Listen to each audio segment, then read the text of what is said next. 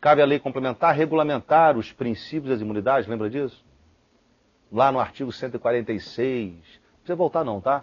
No inciso 2 da Constituição, aprendi que uma das funções da lei complementar é regular limitações constitucionais ao poder tributário. Então, logo a seguir, na página 55, o artigo 97 do Código, nessa mesma folhinha, o Código materialmente lei complementar vem explicitá-lo através do princípio da tipicidade, que é uma especialização da legalidade, dispondo.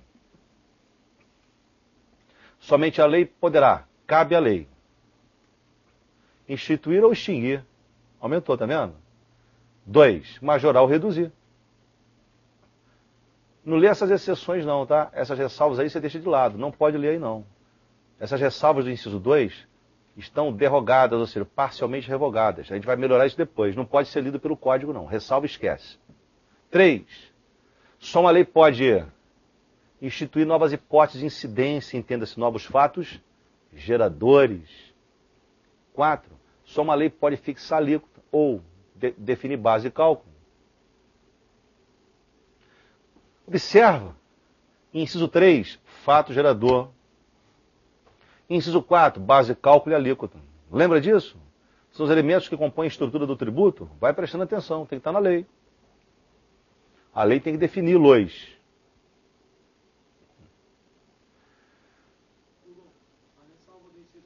Vou chegar lá. No inciso 4, oportuno. O inciso 4, o colega diz, também as ressalvas não podem ser lidas no código. Exatamente, não podem. As ressalvas vão ser lidas depois em outro lugar.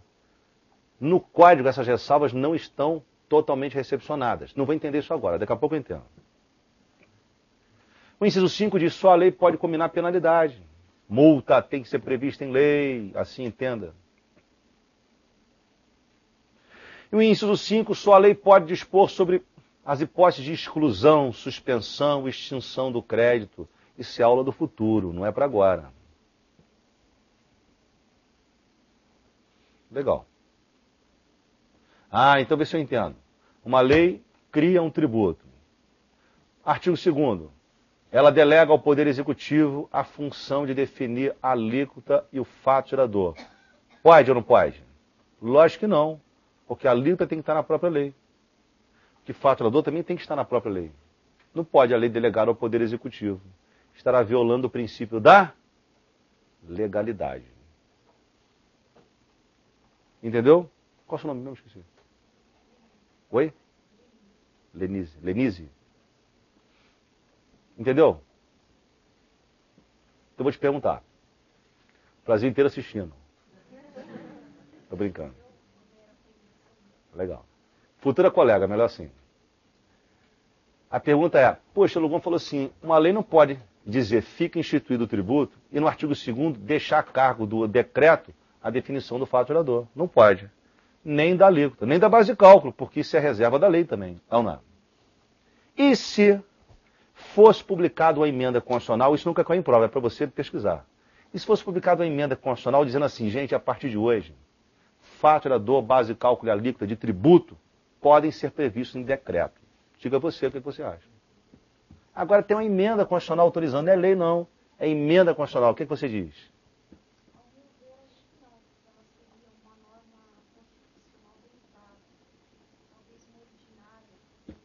Talvez. Está quente, está num bom caminho, vai. Mas por que não? Por que não? Ela fala assim, acho que não, Lugon, acho que não. Porque emenda não poderia. Porque emenda não pode abolir cláusulas pétreas. E será que o princípio da legalidade é uma cláusula pétrea? Ele é uma garantia individual, então não pode mesmo. Não poderia uma emenda autorizar a criação de tributo por decreto. Porque ele está sujeito à legalidade, se é garantia individual, isso é cláusula pétrea, não poderia. Deu para entender? Então o raciocínio da gente vai longe, né? Mas a prova não chega tanto, não.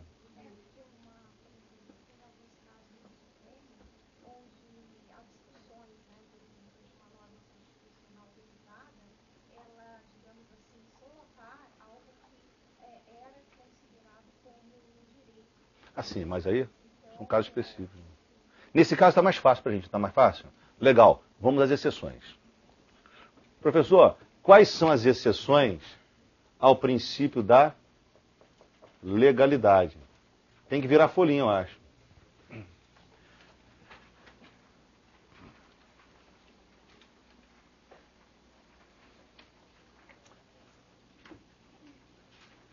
Acho que você não tem a página, não? Anterior. E ficou em branco a sua página. Tá? Cuidado que tem página em branco aí na apostila. Ó, a primeira exceção está aqui, ó. 153, parágrafo 1º da Constituição. Essa é a primeira exceção. Tem algumas, tá? Que eu vou falar daqui a pouquinho. Depois eu chego lá. Tem mais exceção aqui.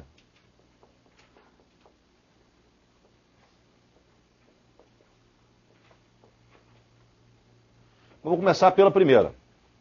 O 153, parágrafo 2º da Constituição, dispõe que... Vamos ler junto? É facultado ao Poder Executivo, mediante, entenda-se, ato do Executivo, a alteração da alíquota... Perdão. É facultado ao Poder Executivo, atendidas as condições e limites da lei, alterar a alíquota dos impostos previstos nos artigos 153, incisos 1, 2, 4, 5. Que impostos são esses? Olha para o desenho. II, IE, IPI e IOF. II, IE, IPI e IOF. Imposto de importação, exportação, IPI e IOF. Professor, tem toda a razão. A Constituição acertou em cheio, porque são impostos que regulam a economia. Se eles regulam a economia, eles podem, obviamente, a União precisa manipular a alíquota com rapidez. É controle da balança comercial, é controle da produção interna do país. Então não pode ficar esperando uma lei para mexer na alíquota. Então o Constituinte achou uma exceção. Ele achou que deveria conceder uma exceção. Há então uma hipótese de alíquota que não precisa de lei. Não é para fixação, não, é para alteração. Quais são os impostos? Dos impostos reguladores, II, IE, IPI e IOF. A União pode alterar a alíquota por ato do Executivo. O que é ato do Executivo? Decreto do Executivo. Portarias ministeriais.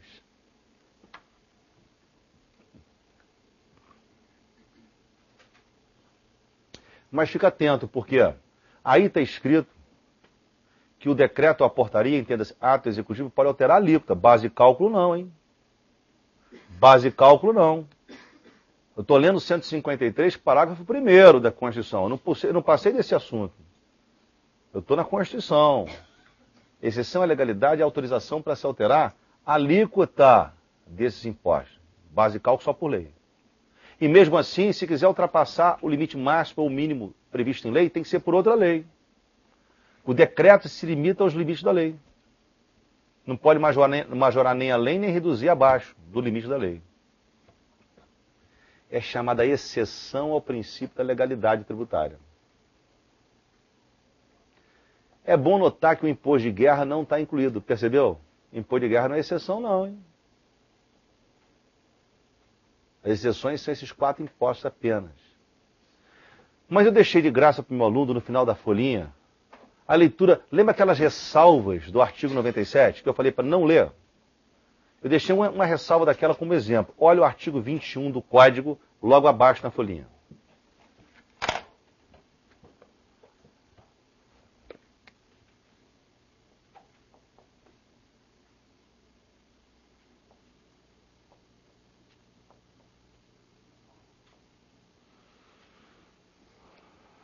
Bom, o artigo 21 do Código, que é uma daquelas ressalvas antigas do CTN, dizia que seria exceção à legalidade a permissão para que o Executivo, por ato do Executivo, em relação ao imposto de importação, ele fala do imposto de importação, que o ato do Executivo poderia alterar não só a alíquota, como a base de cálculo também. Isso acabou. Hoje, a atual Constituição não permite que decreto mexa na base de cálculo. Então, a base de cálculo foi retirada dessa exceção. A atual Constituição, você leu um minuto atrás comigo, a Constituição, não permite que base e cálculo entre no rol da exceção.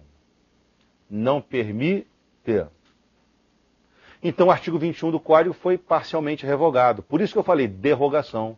Derrogação ou revogação parcial, lembra? Abrogação, revogação total. Abrogação, revogação total, não é o caso. Derrogação é revogação parcial, é o caso. Mas não interessa. Mesmo dizendo que o artigo 21 foi parcialmente revogado, se ele cai na prova, o gabarito é falso. Se cai na prova como caiu na provinha de fiscal da Receita 2003, o artigo 21 do Código, do jeito que está escrito aí, e uma marcar verdadeiro ou falso, você tem que marcar falso. Porque base e cálculo não pode mais ser alterada por decreto, só por lei. Dúvidas? Então aproveito para reforçar a ideia de que as ressalvas do artigo 97 do Código, tanto do inciso 2 quanto do inciso 4, não estão totalmente recepcionadas, não deverão ser lidas pelo aluno. Elas deverão ser lidas no próprio texto constitucional, nesse artigo acima, que é o 153, parágrafo 1º.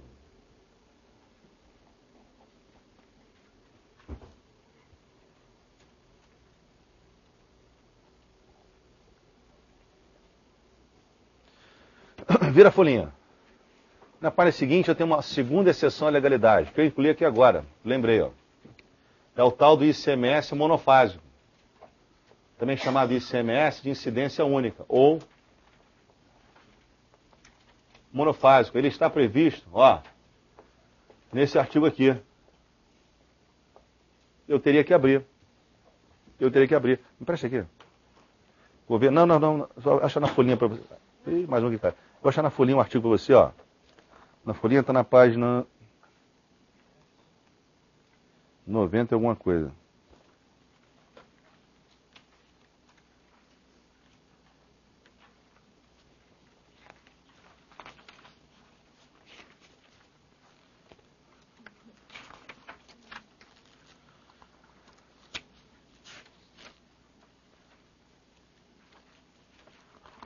Noventa e dois, 93.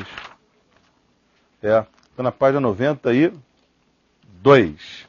Na página 92, 92, você pode encontrar isso aí.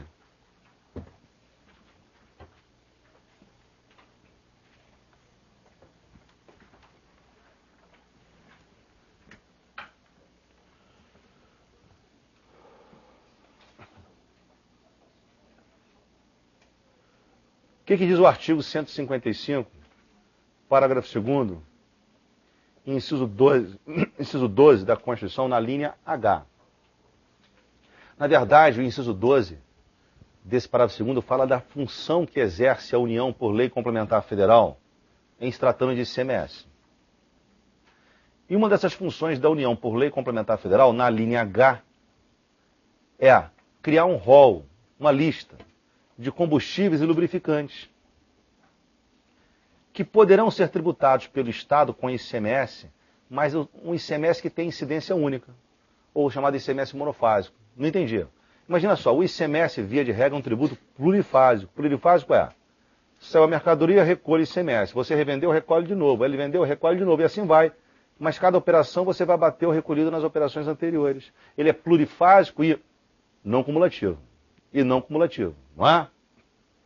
Mas o ICMS, mais na linha H, está autorizado pelo Constituinte que a União crie um rol de combustíveis e lubrificantes que o Estado pode criar e para os quais o Estado poderá criar ICMS com uma única incidência. Quer dizer, no rol de saídas sucessivas, de mercadoria, revenda sucessiva, apenas uma dessas revendas seria faturador. Haveria apenas um único faturador. Isso não tem nada a ver com substituição tributária. Deixa para depois a substituição, que ainda vou aprender no futuro. Aqui tem só um faturador. Por exemplo, fictício. Só a venda final ao consumidor seria o faturador. Por exemplo, em 10 revendas sucessivas, só seria faturador a última, a revenda final. Isso é exemplo hipotético. Isso é o ICMS monofásico, ou de incidência única. Regra ou exceção? Exceção. Qual é a função da União na lei complementar? Criar uma lista de combustíveis e lubrificantes. Mas quem cria o ICMS é o Estado, por lei do Estado. E o que ele tem a ver com a minha aula hoje? Volta para a página onde eu estava. Vem no quadrinho aqui. Vai no quadrinho. E fica só no quadrinho.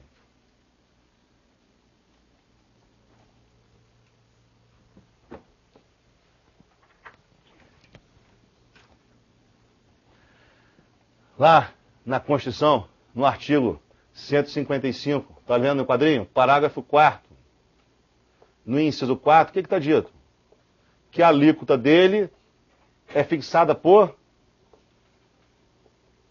deliberação dos estados. Aí a exceção. A alíquota dele não é reserva de lei. Não pode o Estado, por ato unilateral, publicar lei fixando a alíquota de ICMS monofásico. Se monofásico ele é, a alíquota é fixada em deliberação conjunta dos estados. E isso é uma exceção à reserva de lei. Professor, a alíquota é reserva de lei. Aí não é. Aí é reserva de acordo, deliberação, convênio. Cai na prova aí, deliberação dos estados.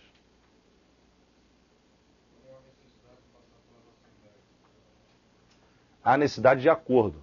Esse acordo, ele é regulado, ele é feito na forma elaborada por lei complementar federal. Então, como se elabora essa deliberação? Lei complementar federal define. Tá? Então, não é exatamente a Assembleia do Estado, a Assembleia Legislativa do Estado que vai definir. Não é isso. De uma lei. Normal. Seria o caso de uma lei. Boa pergunta.